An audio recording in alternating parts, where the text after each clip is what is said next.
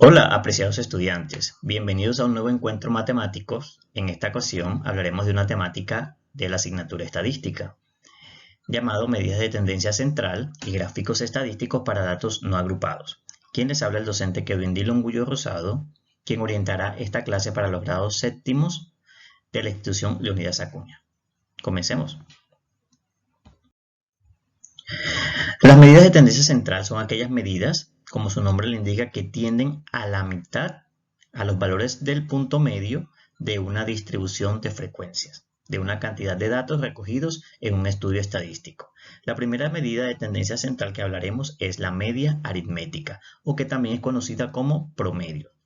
No es más que la suma de dichos datos y divididos por la cantidad de datos totales del estudio estadístico. En otras palabras, es la suma de los datos por la cuenta total de los mismos. La media aritmética se representa por este símbolo, una X con una barra superior encima de ella. Tenemos un ejemplo aquí pequeño. Dice, vamos a calcular la media de estos tres números, 3, 10 y 5. Como dice el concepto, tenemos que hacer la sumatoria de estos datos y dividirlo entre la cantidad. Entonces, hacemos sumatorias de 3 más 10 más 5, que nos da un total de 18. Y como hay 3 datos, esa es la cantidad total de datos. Dividimos 18 entre 3 y el valor es 6. Por tanto, la media o promedio de esos 3 datos es 6. Tenemos otro ejemplo acá para que quede más clara la información. Andrea se encuentra con sus primos y quiere calcular cuál es la edad promedio entre todos ellos. Tenemos 1, 2, 3, 4, 5, 6 y 7 personas, en total serían 7 datos con sus edades respectivas. Entonces, para calcular el promedio o la media aritmética, es necesario que hagamos la sumatoria de dichos datos y los dividamos entre el total de los datos tomados, que en este caso son 7 porque hay 7 personas. Entonces, hacemos la sumatoria respectiva, como se observa aquí arriba, nos da 49 y lo dividimos entre el total de datos, que son 7. 49 entre 7 nos da 7. Por tanto, la media o promedio de edad de Andrea y sus primos es de 7 años. La siguiente medida de tendencia central que vamos a ver es la mediana. La mediana representa el valor central de todos los datos que se toman en un estudio estadístico. Para calcular la mediana siempre es necesario ordenar los números, ya sea de menor a mayor o de mayor a menor, y el valor que se encuentra en todo el centro de ese listado de datos es el que va a representar la mediana. La mediana se simboliza con la letra M mayúscula, y la E minúscula. Miremos un ejemplo. Tenemos esta serie de datos que están aquí, 3, 13, 7, 5, 21, 23, 39, 23, 40, 23, 14, 12, 56, 23 y 29, y nos piden hallarle la mediana. El primer paso que debemos hacer siempre es ordenarlos, de menor a mayor en este caso, y luego vamos a determinar el valor central. Existen dos formas de hacerlo. Una sería ir tachando por uno de delante con uno de atrás. Uno delante, uno de atrás, uno delante, uno de atrás, hasta llegar al valor de la mitad. El valor de la mitad nos representaría la mediana. Otra forma de calcularlo es dividir la cantidad de datos que hay entre 2, o sea, a la mitad. En este caso hay 15 números, lo dividimos entre 2, nos da 15 entre 2, sería 7.5.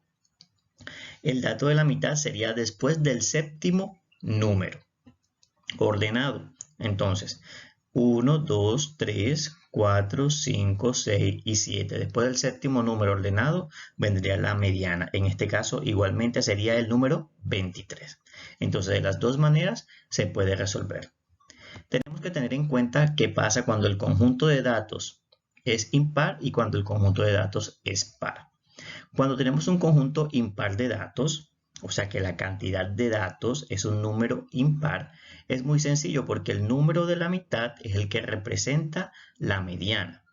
Si se dan cuenta, en este caso tenemos 7 datos, entonces a la izquierda de la mitad hay 3 y a la derecha de la mitad hay 3. El dato central, que en este caso, después de ordenar 2, 3, 3, 4, 5, 5 y 8, el dato de la mitad vendría siendo el dato central, la mediana. Tenemos el caso cuando son un conjunto par de datos. que la cantidad de datos es un número par. En este caso tenemos 6 datos, como se observa aquí en la diapositiva. Los ordenamos como siempre de menor a mayor. Entonces, como hay 6 datos, la mitad no me daría ningún número. Entonces tomamos los dos números del centro. ¿Y cómo calculamos la mediana? Pues simplemente hacemos el siguiente procedimiento. Esos dos valores, si no son el mismo, porque puede ser que sean los mismos, si son el mismo se coloca el mismo valor. Si fuera 6 y 6 se colocaría 6, si fuese 8 y 8 se colocaría 8. Pero si los datos son diferentes, como por ejemplo aquí en la diapositiva que es 6 y 8, pues hacemos una sumatoria de esos dos datos y su resultado lo dividimos entre 2. Como se observa aquí en el procedimiento, 6 más 8 nos da 14 entre 2 igual a 7. Por tanto, la mediana o dato central de esta distribución de datos es de 7. La siguiente medida que vamos a hablar es de la moda. La moda es el valor que más se repite en una distribución de frecuencia o en una cantidad de datos. Se va a simbolizar con la letra M mayúscula y la letra O. Recordemos, es el dato que más se repite o que mayor frecuencia presenta. Tenemos un ejemplo. Tenemos esta cantidad de valores que están acá. Se recomienda también ordenarlos para que sea mucho más fácil su identificación. Y el dato que tenga mayor frecuencia o que se repita más veces será el que se determine como la moda. Si se observan acá, después de ordenar los datos, el valor que más se repite es el 23, que se repite 1, 2, 3 y 4 veces. Entonces, en este caso, el 23 representará la moda de este conjunto de datos de una muestra estadística. Miremos un ejemplo más claro. Si tengo este grupo de personas, tengo estas niñas iguales, estos niños iguales, estas iguales y este jovencito de acá, ¿cuántos se repiten más veces? Pues la niña de morado, ¿cierto? Entonces, en este caso, la niña de morado representa a la moda. Pero, ¿qué pasa si se nos repiten? Existe un término que se llama multimodal, que significa que tiene varias modas. Por ejemplo, aquí hay 2 señoritas de rojo, hay 3 jóvenes de verde, hay 2 chicas de violeta y el joven de cabello rubio. Si se dan cuenta que los chicos de buzo verde y las chicas de ropa violeta se repiten 3 y 3 veces, entonces en este caso van a haber 2 modas, el chico y la chica. Así se haría también con la parte numérica. Si en una parte numérica los números se repiten en igual cantidad, entonces van a haber varias modas. Por eso se llama multimodal.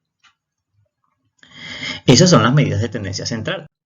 Ahora vamos a hablar rápidamente de los que son los gráficos estadísticos. Los gráficos estadísticos son unas representaciones, como su nombre lo indica, gráficas que nos ayudan a representar una información estadística de forma más clara y más resumida. Entre esos gráficos estadísticos tenemos unos 3 principales, que son el gráfico de barras, el gráfico circular y el gráfico de líneas. Entonces, hablemos del gráfico de barras. ¿Qué es una gráfica de barras? Es una gráfica que se utiliza para organizar y presentar datos diversos. ¿En qué forma? En una forma de gráfica donde se encuentran unas barras en formas de columna.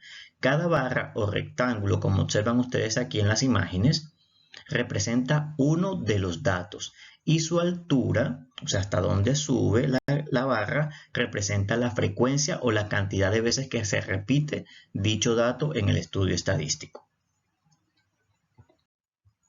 El siguiente gráfico que vamos a analizar es el gráfico de líneas, o también llamado polígono de frecuencias. Aquí los gráficos de línea muestran una serie como un conjunto de puntos se va conectando mediante una línea, por eso su nombre. Los valores se representan por el alto de los puntos con relación al eje Y, o sea, la verticalidad, qué tan arriba o qué tan abajo están los datos. Y las etiquetas de las categorías se representan en el eje de las X, acá en los horizontales. Por lo general, este tipo de gráficos se utilizan para comparar el valor de una variable a lo largo del tiempo. Para tener un poquito más de claridad, miremos un ejemplo. Dice aquí, se quiere comparar la deuda pública de 8 países en el año 2012. Aquí están los países: España, México, Ecuador, Guatemala, Estados Unidos, Colombia, Perú y Argentina. Entonces, ¿qué hicieron? Calcularon el producto, la cantidad de la deuda y la dividieron entre el Producto Interno Bruto de cada uno de esos países y obtuvieron unos porcentajes que se encuentran aquí registrados en esta tabla. Y luego, a partir de esa tabla, se realiza el gráfico estadístico.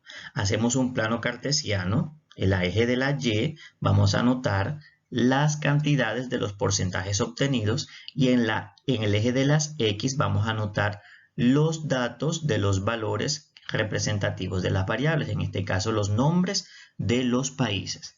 Entonces, por cada valor de X corresponde un valor de Y. De España, por ejemplo, 84.2, tiene que subir hasta 84.2 y hacemos un punto.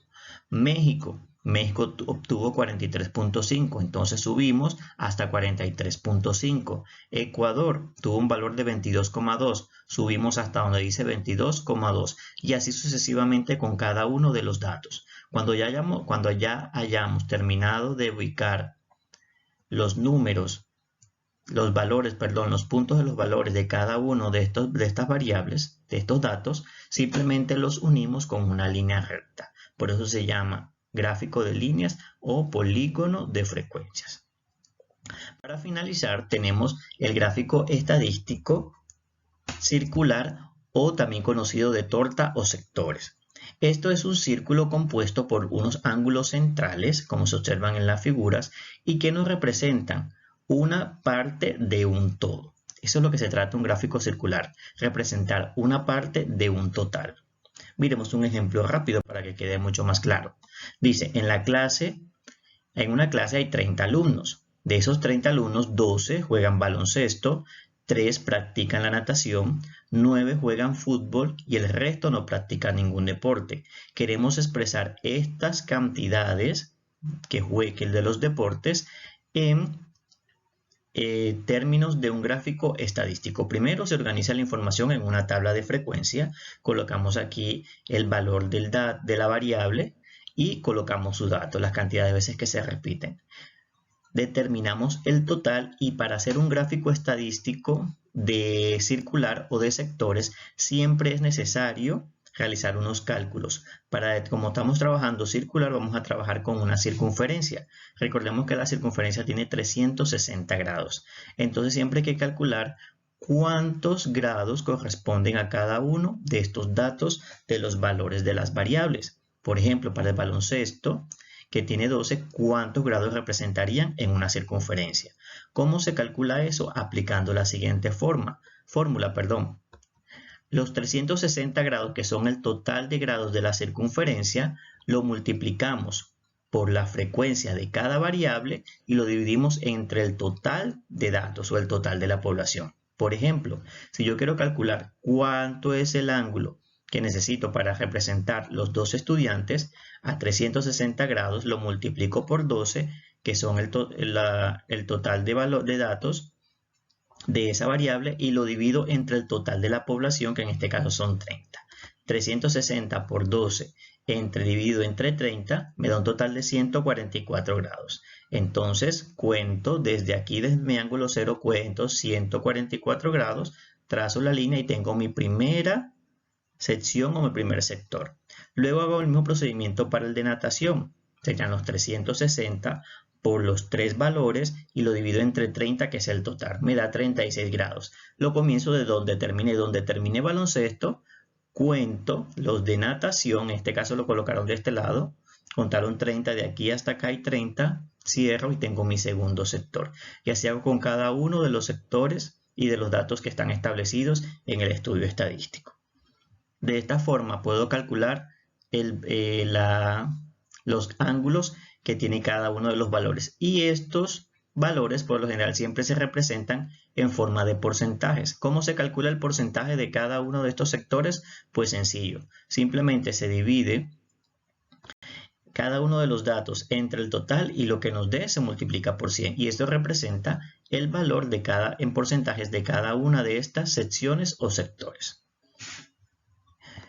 Muchachos, espero que haya quedado clara la temática con este pequeño y corto video. Recuerden que esta temática se va a ampliar mucho más durante los encuentros que hagamos en vivo a través de la plataforma de Meet. De todos modos, quiero agradecerle por su atención y nos vemos en una próxima ocasión. Bye.